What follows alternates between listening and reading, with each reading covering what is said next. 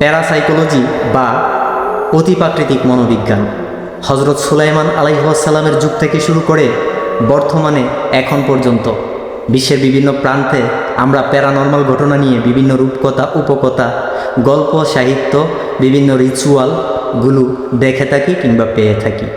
একটা মানব শিশু যখন ভূমিষ্ঠ হয়, পৃথিবীতে আসে, তখন সে হাত মুষ্টি করে আসে।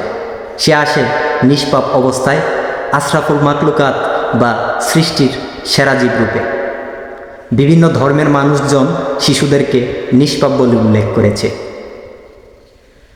একটা শিশু যখন পৃথিবীতে আসে তখন সে কান্নাকাটি করে, কিন্তু যখন সে ধীরে ধীরে বড় হতে থাকে এবং বিভিন্ন সময় শিশুরা বিভিন্ন কারণে রাতের বেলাতে কান্নাকাটি করে কিংবা তাদের বিভিন্ন লৌকিক অলৌকিক সমস্যা হয়, যারা একটু আধুনিক বিজ্ঞানে বিশ্বাস করে তারা বিভিন্ন ডাক্তারের পরামর্শ গ্রহণ করে। কিন্তু বিশ্বের বিভিন্ন প্রান্তে, বিভিন্ন রিমোট এরিয়াতে বাচ্চাদেরকে নিয়ে বিভিন্ন ঘটনা বা রিচুয়াল আমরা দেখি। বদনজর থেকে কিংবা অন্যান্য সমস্যা থেকে বাঁচাতে আমরা বাচ্চাদেরকে বিভিন্ন তান্ত্রিক কর্তৃক কিংবা বিভিন্ন কবিরাজ কর্তৃক তাবিজ, কবজ, ফিতা, এমনকি বিভিন্ন কড়ি, পাথর, নুড়ি ইত্যাদি ইউজ করতে দেওয়া হয়।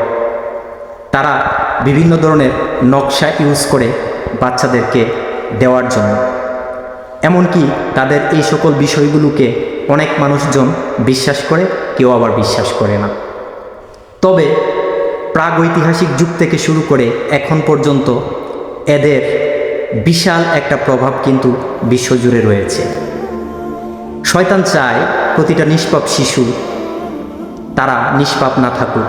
তাই এই বিতাড়িত শয়তান, যে কিনা মহান সৃষ্টিকর্তা আল্লাহ পাকের দরবার থেকে অনেক আগেই নিকৃষ্ট শয়তান হিসাবে বিতাড়িত হয়েছে, সে চায় প্রতিটা মানব শিশু যেন পাপের কালিমায় লিপ্ত হয়ে যায়।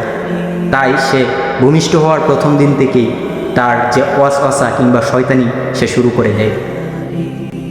আর বিভিন্ন তান্ত্রিকরা বিভিন্নভাবে তাদের আধ্যাত্মিক, ঐশ্বরিক, নেগেটিভ এনার্জি হাসিলের লক্ষ্যে তারা শয়তানের কাছে নিজেদেরকে বিক্রি করে দিয়েছে।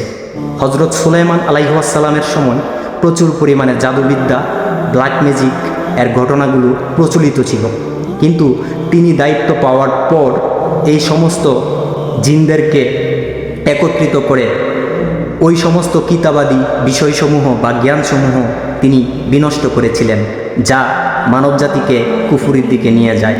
কিন্তু তৎকালীন সময়ের কিছু জিনেরা যারা শয়তানের পূজা করত, তারা এগুলো সংরক্ষণ করে রেখেছিল। এমনকি মানবজাতির মধ্যে যারা এই ধরনের প্যারানর্মাল ঘটনাগুলো ঘটায় কিংবা এই ধরনের শক্তিগুলো যারা অর্জন করে, যারা শয়তানের কাছে নিজেদেরকে বিক্রি করে দিয়েছে, তারা এই সমস্ত রিচুয়ালগুলো পালন করে। এমনকি তারা এই ধরনের যে জ্ঞান, এগুলো তারা ওই সমস্ত জিনদের থেকে হাসিল করে যারা নিজেদেরকে শয়তানের কাছে বিক্রি করে দিয়েছে। আর তাদেরকেই বিভিন্ন শিশুর উপর এই ধরনের রিচুয়ালগুলো পালন করার জন্য নির্দেশ দিয়ে থাকে শয়তান।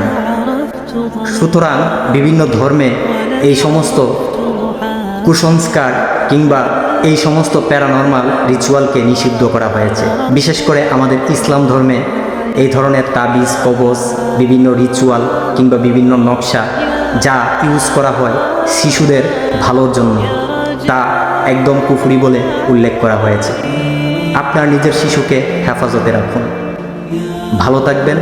ব্ল্যাক অফিসিয়ালস, সারোয়ার জাহান।